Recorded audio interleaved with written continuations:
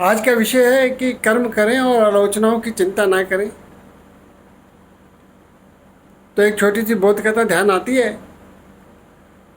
एक साधु एक पनघट पे गए और पनघट पर जाकर के उन्होंने पानी पिया और पास में ही पनघट पर एक पत्थर पर सिर रख करके आराम करने लगे। तो पनघट था तो परिहारन आती रहती थी।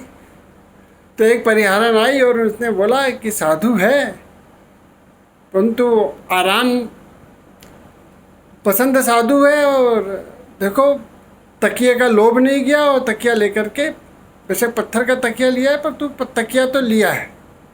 साधु ने सुन लिया और उसने वह पत्थर फेंक दिया।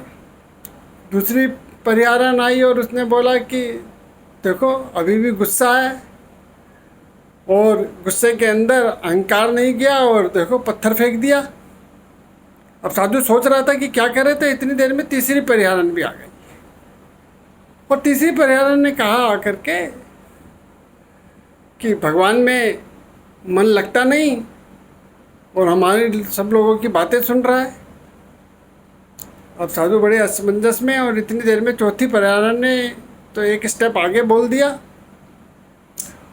उसने बोला कि अपने चित्त पर कंट्रोल होना चाहिए। लोग तो पनघट पे आएंगे, अपनी बातें कहेंगे और कह करके चले जाएंगे, परंतु हमारा उद्देश्य तो हरि नाम लेना है और हरि नाम हमको लेते रहना चाहिए। तो लोगों की बातों को ज़्यादा ध्यान नहीं देना चाहिए। अब जो चौथी परिहारन ने कहा वह बात बिल्कुल सच भी है।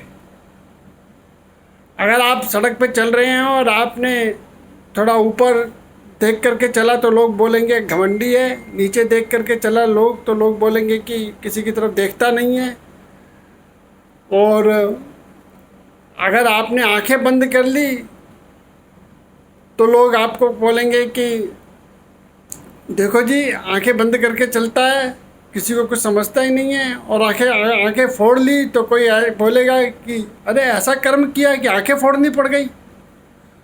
अर्थात ईश्वर को मनाना, ईश्वर की पूजा करना, ईश्वर को की स्तुति करना आसान है, लोगों को खुश करना थोड़ा मुश्किल है। तो इसलिए मित्रों, लोगों की आलोचनाओं की तरफ ध्यान मत दो, अपना कर्म करो और ऐसा कर्म करो ताकि हम ईश्वर को भी प्राप्त कर सकें और अपना कार्य भी अच्छी तरह से कर सकें। इतना ही कहना था। धन्यवाद।